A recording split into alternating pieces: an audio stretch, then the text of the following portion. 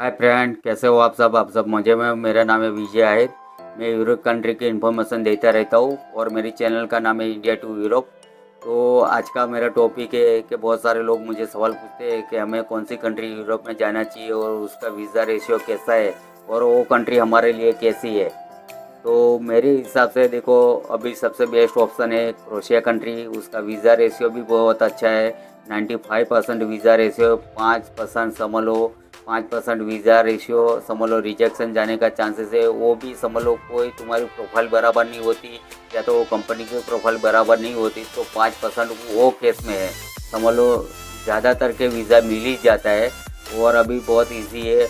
और उधर क्या कहने का मतलब, बहुत अच्छी कंट्री है। और उधर की पॉपुलेशन की बात करूँ तो 40.5 लाख पॉपुलेशन है और उधर लैंग्वेज चलती है, क्रोशियन लैंग्वेज चलती है। और उधर मनी चलता है जो वो क्रोशियन कोना चलता है, जो इंडिया की प्राइस है 11.5 समथिंग कुछ है। 11.5 से 12 रुपये तक होती है समझ लो, प्लस माइनस उसकी प्राइस होती रहती है। तो कहने का मतलब बहुत अच्छा चांस है। और उधर समझ लो अभी सैलरी भी बहुत अच्छी मिलती है कारीगर कैटेगरी में। अगर समझ लो स्किल बंदों की उधर बहुत रिक्वायरमेंट है। यानी कि स्किल बंदे की बात करूँ को जो बिल्डिंग लाइन में है, जो कंस्ट्रक्शन लाइन में है, वो वर्कर्सों की बहुत ज़रूरत है वहाँ पे समझ लो। वो कैटेगरी में तुम्हारी बहुत ज़रूरत है।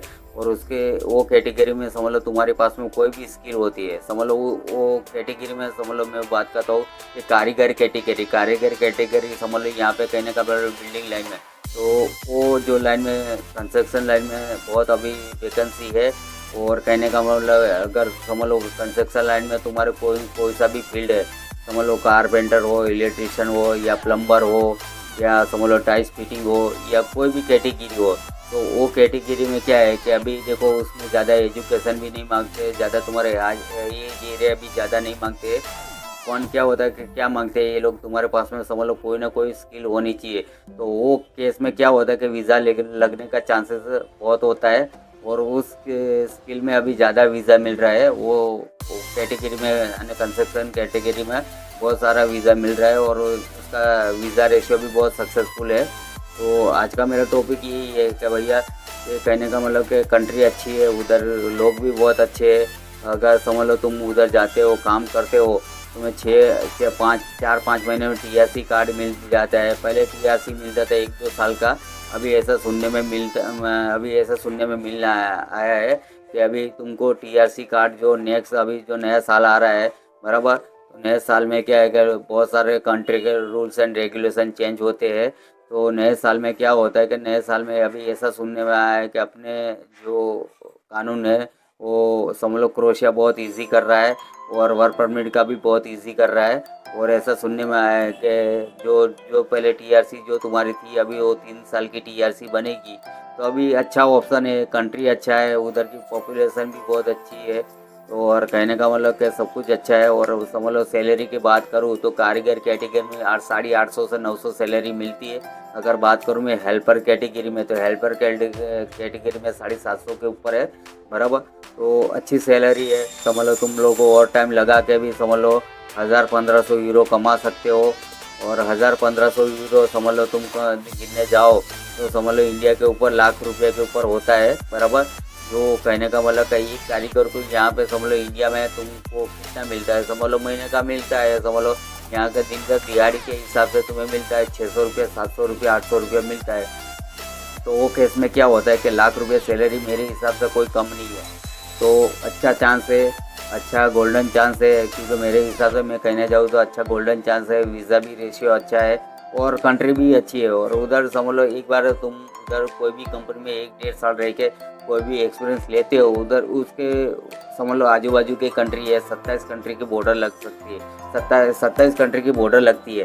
तो 27 कंट्री में आप कहीं पे भी घूमने के लिए जा सकते हो और उधर से समझ लो कोई भी कंट्री में काम करने के लिए भी जा सकते हो। तो ये सब अच्छा ऑप्शन है। और उधर से समझ लो तुम्हारे को कोई हाई कंट्री में जाना, अगर तुम्हारी वर्क परमिट चालू है तो तुम्हारे समझ लो उधर से भी वीज़ा लगाते हो आप, तो वीज़ा आने का चांसेस ज़्यादा है। और कहने का मतलब कि उधर से एक बार समझ लो तुम निकल जाओ, निकलने के बाद में तो कोई भी छोटी मोटी कंट्री चले जाओ। उधर से छोटी मोटी कंट्री चले जाने के बाद में समझ लो 6 महीना 7 महीने एक्सपीरियंस ले लो, 1 साल एक्सपीरियंस ले लो और उधर से कहीं पे आगे मूव कर जाओ। जहाँ पे तुमको सैलरी ज़्यादा मिलती है। अगर तुम्हारी ज़्यादा कमाने की चाहत है तो मूव कर जाओ, अगर नहीं है 1000-1200 यूरो, देखो मेरे हिसाब से कोई कम नहीं होते। 1000-1200 यूरो समझ लो, 1000-1200-1500 यूरो कोई कम नहीं होते। इंडिया के हिसाब से समझ लो, तुम गिनने जाओगे तो समझ लो 1,30,000 समथिंग कुछ होते हैं। तो वो कोई कम कमाई नहीं है। तो मेरे हिसाब से अभी बेस्ट ऑप्शन है और बहुत ही इजी वीज़ा दे रही कंट्री। तो देखो कंस्ट्रक्शन लाइन में बहुत अच्छा अभी वर्कर्सों की अभी डिमांड है, हाई डिमांड है। तो मेरे हिसाब से अभी देखो आपको जो कंट्री इजी वीज़ा देती है तो वो कंट्री में मेरा भाई मूव कर जाने का।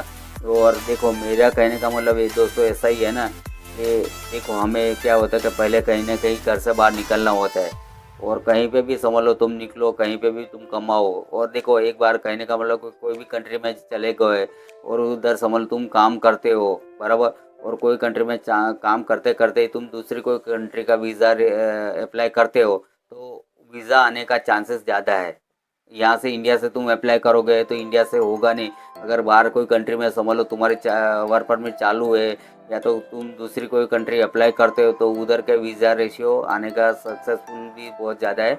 और क्या है कि तुम्हारे पास में एक्सपीरियंस भी हो जाता है वो कंपनी में। तो कहने का मतलब कि वो देखो फॉरेन में कैसा काम होता है वो एक्सपीरियंस भी हो जाता है और किस टाइप का काम होता है। तो मेरे